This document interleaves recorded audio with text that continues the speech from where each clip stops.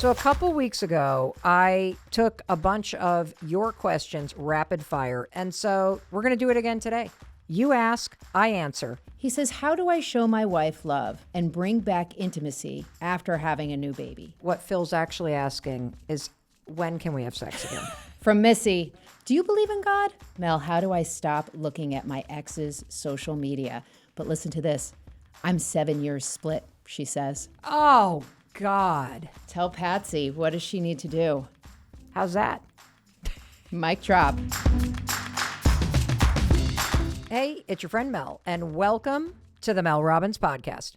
So a couple weeks ago, I, for the first time, took a bunch of your questions rapid fire. It was such a freaking home run that you nearly crashed our website at melrobbins.com with more questions. And so we're going to do it again today.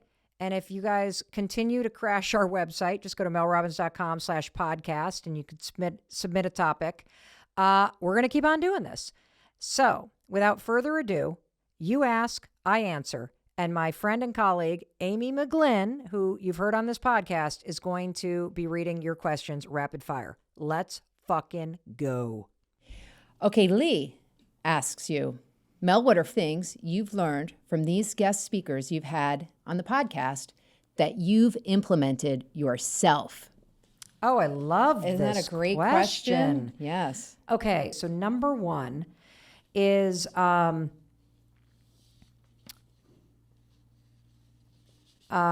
we did an episode on anxiety, and that was with Dr. Russell Kennedy.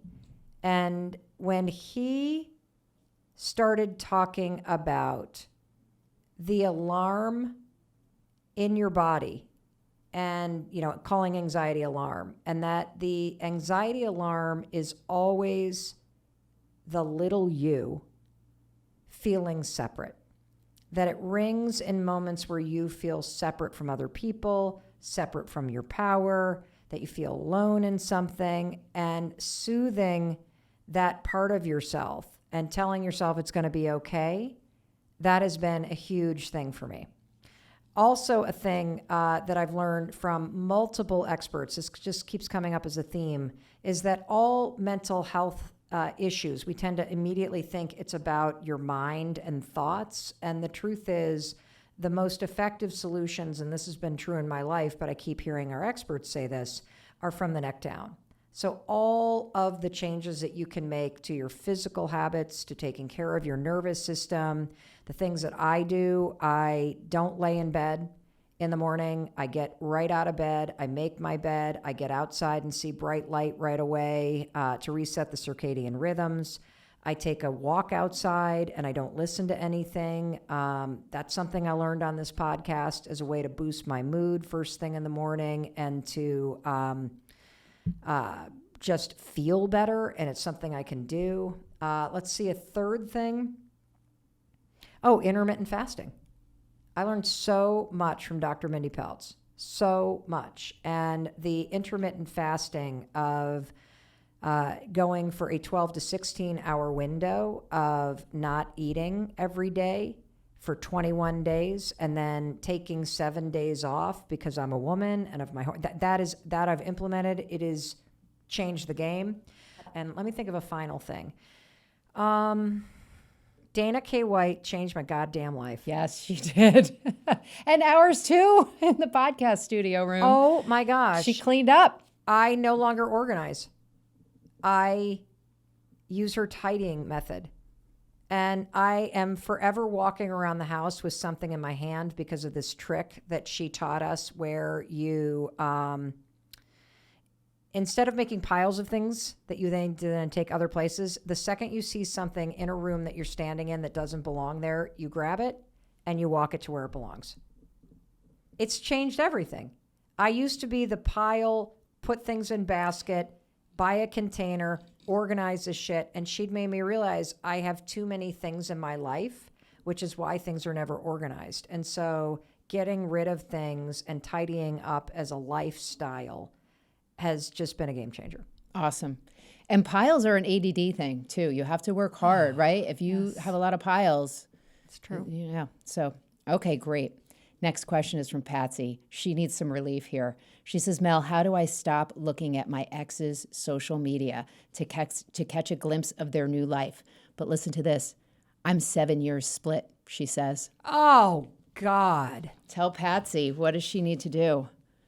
You need to block them. You literally delete their contact information because, Patsy, you're a fucking addict. You know it. You're addicted to it. You are addicted to the negative sensation. You are intentionally getting a rush of dopamine by being curious and then stalking and then feeling bad about it. And it is a very damaging and toxic cycle. And there is no way that you will move on in your life and have a healthy relationship until you end this relationship with the past.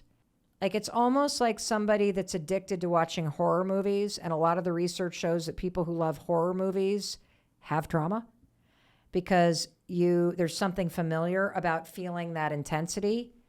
And I don't know, if you block somebody, can you look at them? Can somebody research this and come back to it? Because I want to give a specific example of how you do this, because you need to not have access to them on social media. Mm-hmm. In fact, I don't know, like I think this is absolutely devastating behavior. And the fact that you're confessing it to me, you know it is. And you can't help yourself, and you can blame your brain and the way that we get addicted to the kind of crash of emotions and the buildup of looking and then feeling conflicted about them. This is the exact same cycle that somebody that drinks too much feels, somebody that gambles too much feels. You need to treat this like an addiction, which means however it is that you can remove access to their accounts, you have to do it. You have to do it. But you can't trust yourself. Oh. You can't trust yourself. Yeah. It says here from just a quick Google search, no, you can't. Once you block someone, you cannot see their profile and they can't view yours. Great. So there's the answer. Yeah. You have to block them. Block them on every single platform because you cannot trust yourself. You are an addict to this because of the emotional and chemical and all the fancy shit in your brain, the neurotransmitters, the receptors that are firing. And so there's your answer. Block them, block them, block them. Okay. And you better start telling people. Like, you tell your friends, do not let me look at this. I've been doing this thing. I've blocked them. Do not bring this person up in conversation. Like, this is serious shit. Because when your past is in your present, you can't create a different future. And by looking at your ex all the time, for 7 fucking years you've been doing this? I'm heated about this, not to make you wrong, but to make you wake the fuck up. And to realize how your past is in your day-to-day life in the present. This is why you do not have the future that you want. Get this fucking past out of your present, block this shit, and move on. Right. Block it, stop it, kick it to the curb. Next question. Sarubi says, Mel, what's your star sign? What is a star sign? Like your astrological sign. Oh, is that what it's called? I mean, that's what we're going to call it. Okay. Does she mean sun sign, star sign? I don't know. I'm a Libra. You're a Libra. I'm a Libra. Does that mean anything to you? Well, I was born on October 6th. And what I have learned is that apparently the most common birthdays on the planet are October 1st through like the 7th. Why? New Year's, baby. And is that too much information? Now everybody who's got an October birthday is thinking about their parents having sex on New Year's. I like to think, like the Libra sign, I'm a very balanced person. And when I get out of balance, like I erupt, I apologize and come back in. It doesn't mean I'm always perfect and in balance, but I feel best in alignment. All right, here's a good one. Okay. From Missy. She says, Mel, do you have faith in a higher power? Do you believe in God? I believe in a higher power, and I don't know what that is. I believe that we are all connected. I believe that there is some greater force that is good. I believe in faith. I believe that there are signs from the universe that are trying to get your attention and that are there to remind you that you're heading in the right direction.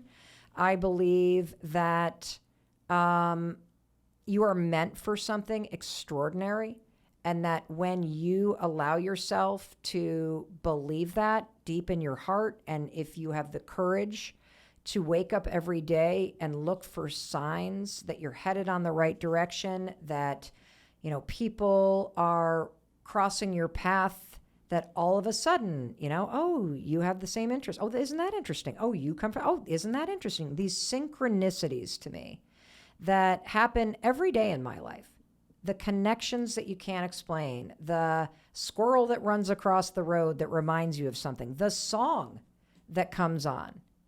These are anchor points that come from some greater force and energy that connects us all. And we have the saying around here, the portal is open.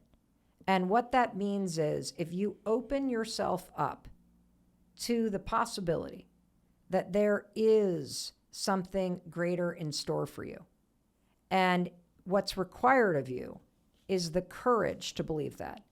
And what's required of you is the clarity every day to be open to signs that are consistent with something greater. And it's everywhere.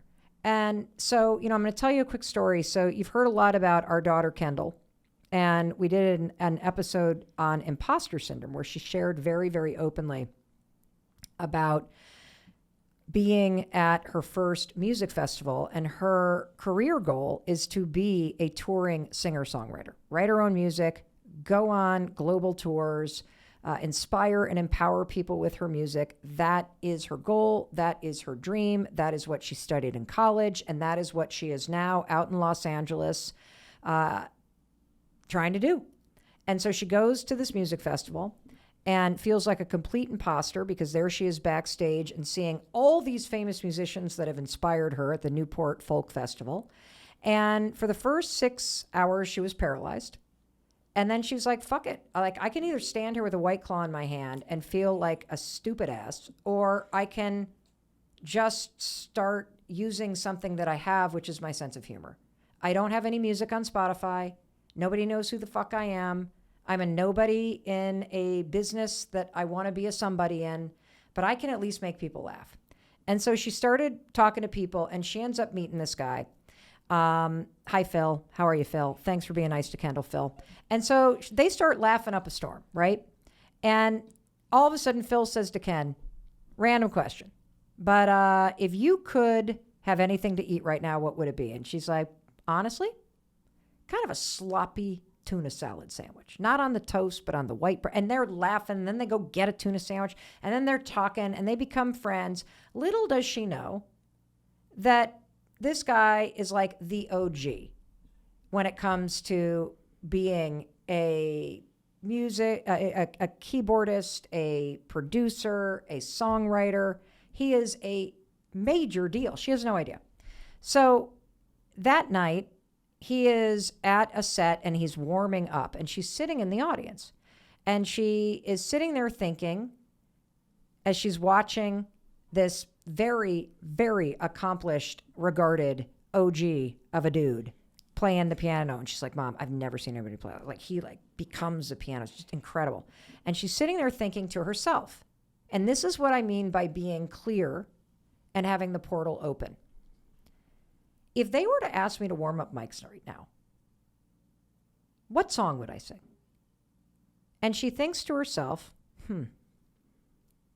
Bonnie Raitt, I Can't Make You Love Me. And all of a sudden, he goes from the song he's playing into that fucking song.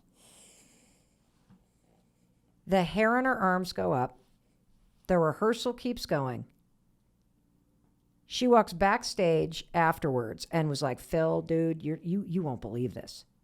And she tells him.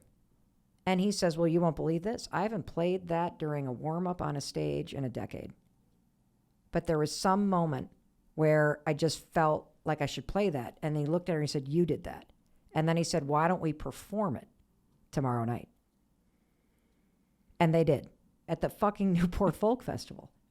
And then all these people came up to her from all these crazy bands, which I won't name, like, we got to do sessions. How did you get on stage with Phil? He's like the GOAT, man. What was it like to play with him?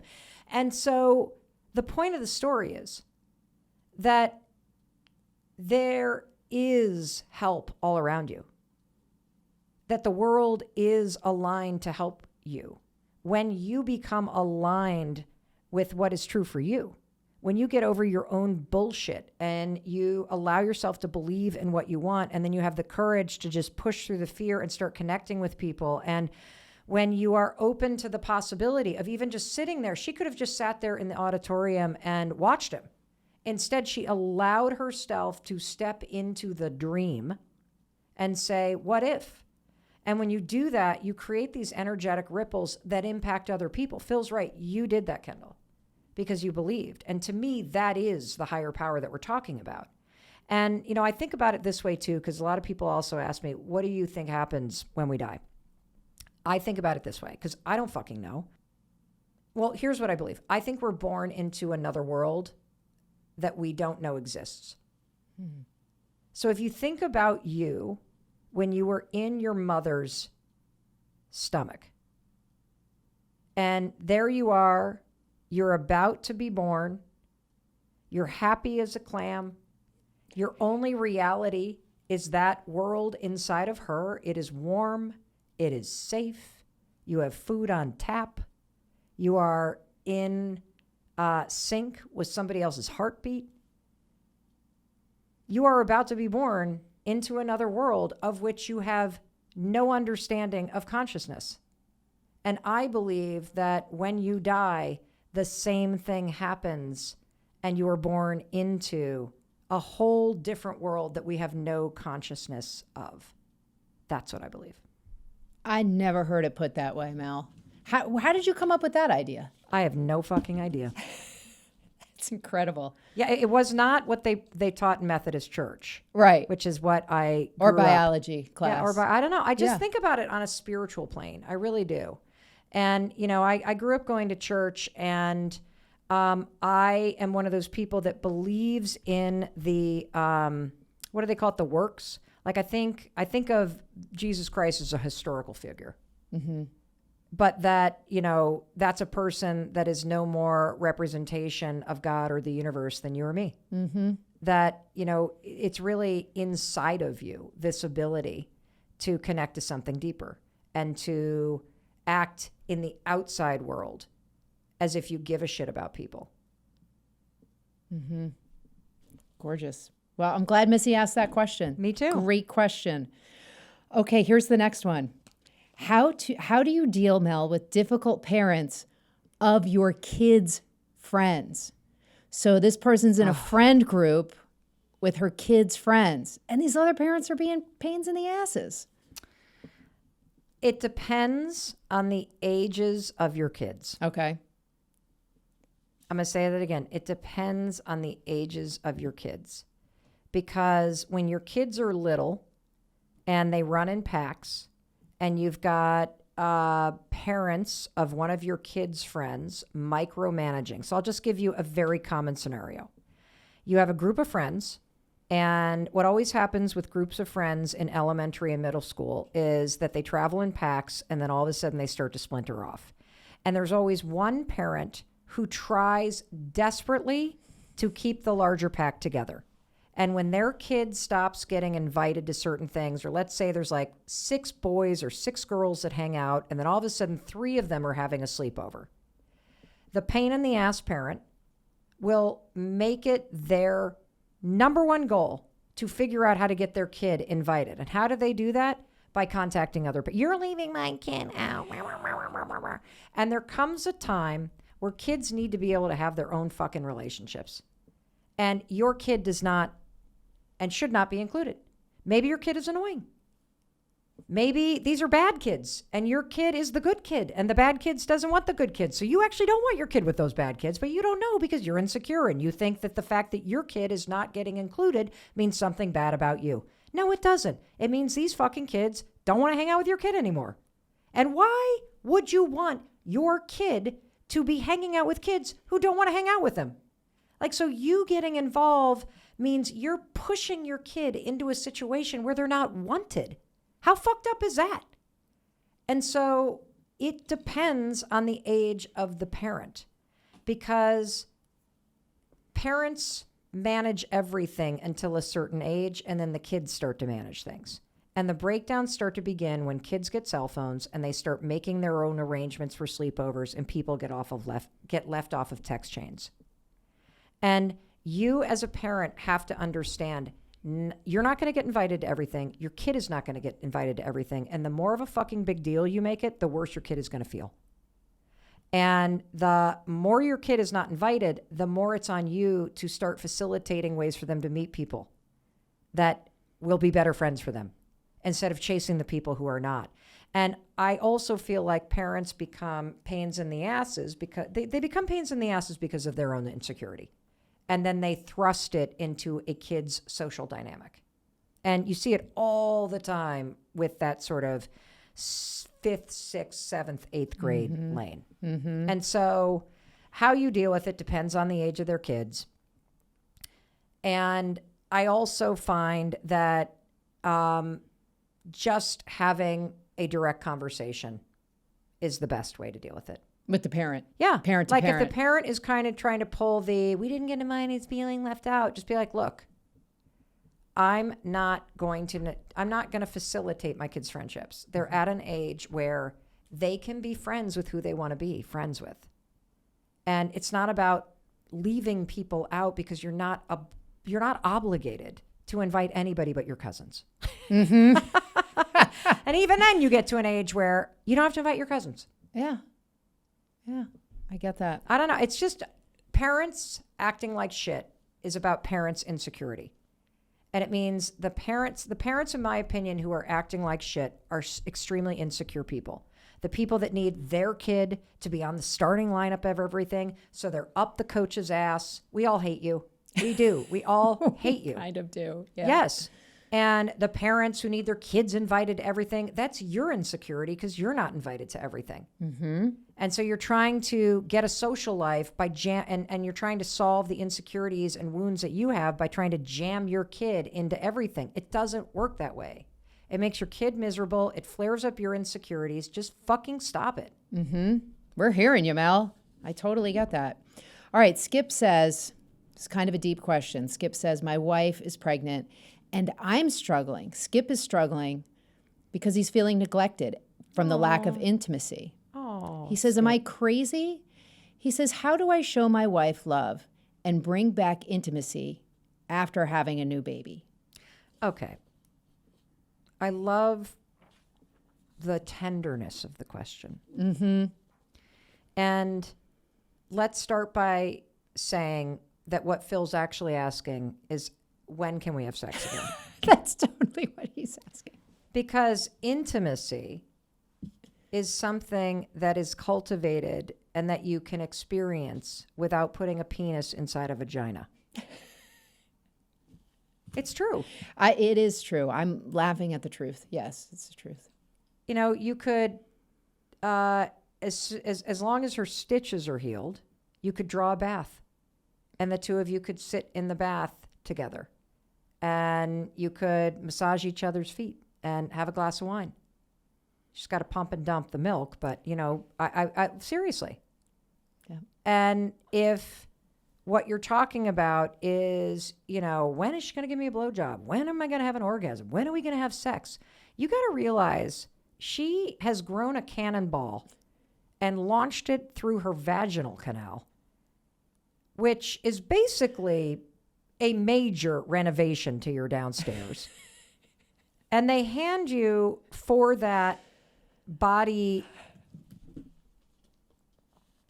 demolition that is a birth, maxi pads with ice packs in them. And so if you put yourself in your wife's shoes, I remember the first time, I don't know if I remember the exact first time, but I remember being terrified of having sex after having a kid. Mm-hmm. Is it going to hurt? Is it going to pull the stitches? Like, oh my God, I don't want to get pregnant again. Like, just, And so I love that you miss her. I love that you miss the affection. And what I would focus on is the affection and the connection over penetration. And I think maybe consider that given that she's just had this major thing happen and then your hormones go crazy and she might be dealing with a little bit of the baby blues. And we also feel disgusting. At least I did. Like you feel sexy as shit when you're pregnant. Like, I'm making a baby. Look at this big stomach. This is fucking cool. And you're like, ooh, your boobs are spilling out. It's like, I am Venus. But the second the baby comes out and it's all hanging there, and now you want to have sex? Give me a fucking break. And it's real what Phil's talking about, because you can feel rejected, but I would really implore you to please, and think about it this way. I don't even want to make the analogy because people scream at me. If she had major surgery, right? Let's say that she had to have her hip replaced. Would you be like, okay, when the cast coming off, let's go. Let's try out that titanium hip and see the rotation on it. No, it's an opportunity to actually have intimacy through conversation. I miss you. I don't want to rush things, but I miss feeling your body. You know, what would feel good right now? You know, are you comfortable being intimate? How can we be intimate right now without doing something that makes you feel pain or that you're worried about right now? And this is a real issue for guys, because I'm making fun, Phil, but I don't know if you're talking about the fact that the baby's in the bed and she's breastfeeding all the time and she doesn't feel sexy and now it's been 6 months, or if you're talking about 6 weeks after surgery, you're like, let's get going. And so take what I'm saying with a grain of salt, but what the real takeaway here is really cultivate intimacy with a conversation first and talk to her about it and make her feel like anything that works for her is okay.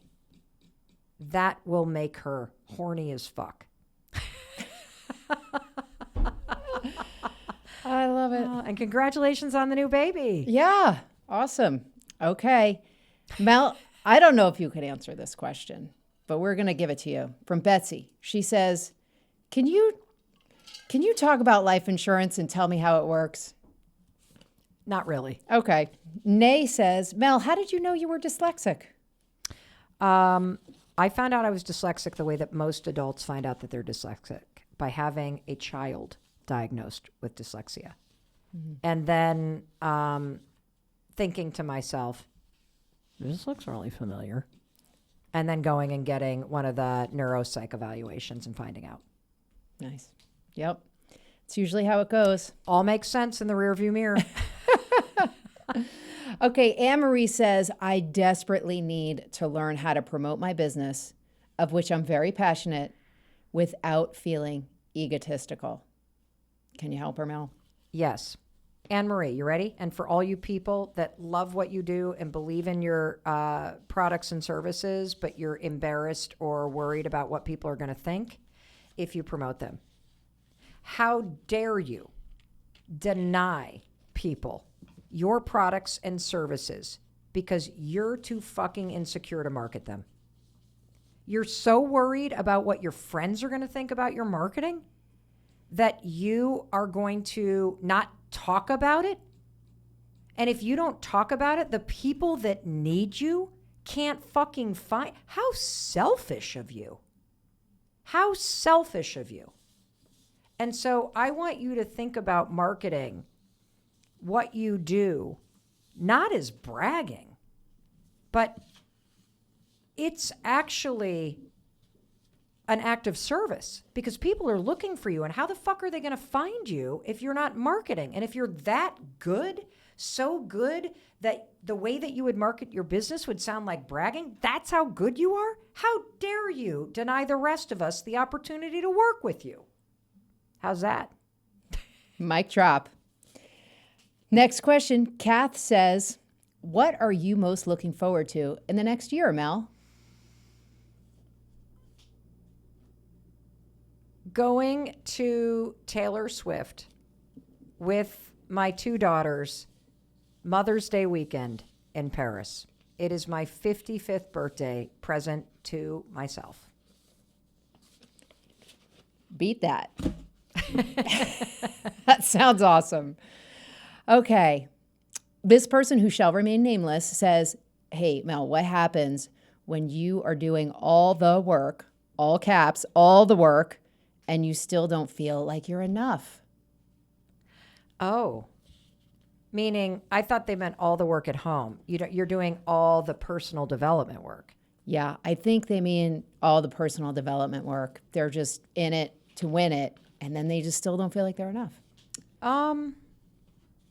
It's a great question, because I think what I see happening in the kind of interest in personal development is that it can become a form of entertainment.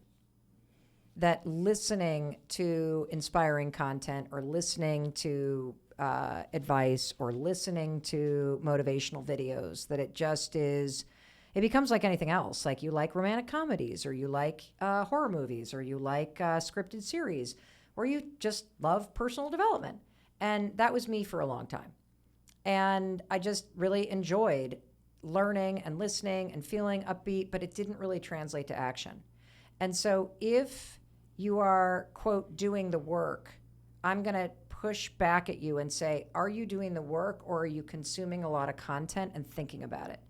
Because that's 2 different things, to do the work versus to just kind of learn.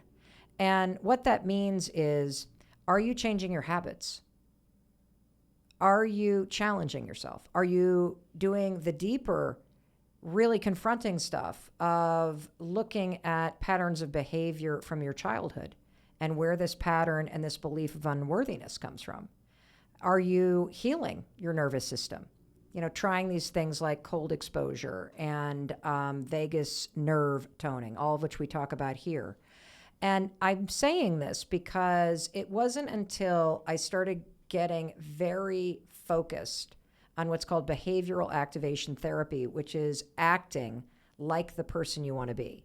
And so for you, somebody who still feels unworthy, despite how much you know, despite how much you listen to, I want you to take out a blank piece of paper and I want you to write down, what does a day in the life look like? If you did feel worthy, what time would you get up? What's the first thing you would do when you get up? Would you exercise? Would you journal? Would you go on a run? Would you look at your phone? Do you have a project you're working on? Do you journal? Do you have a spiritual practice? What are the friends you hang out with if you feel worthy? What are the hobbies that you have if you feel worthy? Like, write down, what does a day in the life or a week in the life, what are the habits of that person, that version of you that feels worthy? And then the assignment, the work, so to speak, is do that shit. Do that shit even though you feel unworthy. Do that even when you don't feel like it. Because it's through the actions that you will prove to yourself that, holy cow, you are in fact worthy, because you're taking the actions that somebody who feels worthy takes. And that in and of itself becomes a positive feedback loop.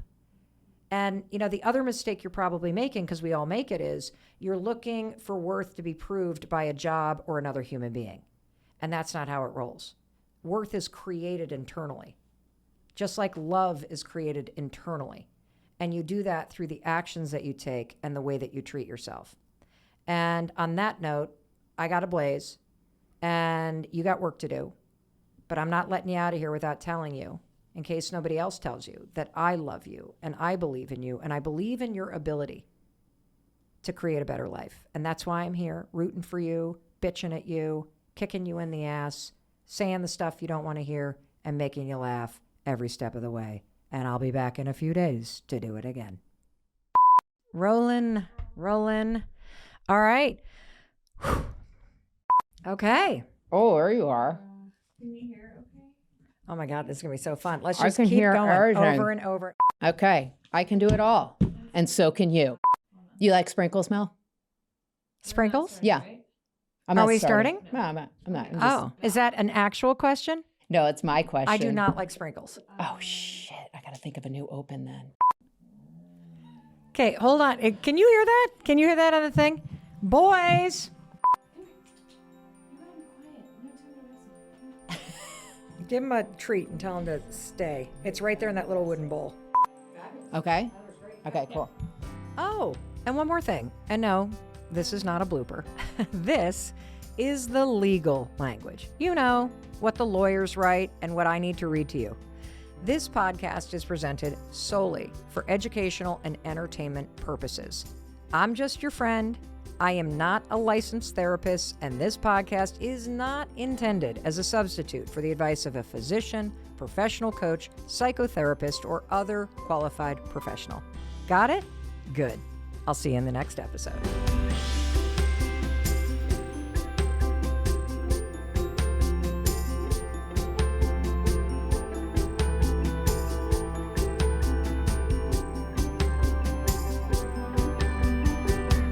Thank you for being here. If you have a question you want me to answer, get your butt in the comments and leave it. Also, forward this to anybody that could use it and go here next, because you're going to hear me go in depth with coaching with a woman who needs advice on something, but what you'll learn when you listen is it's actually a much deeper issue.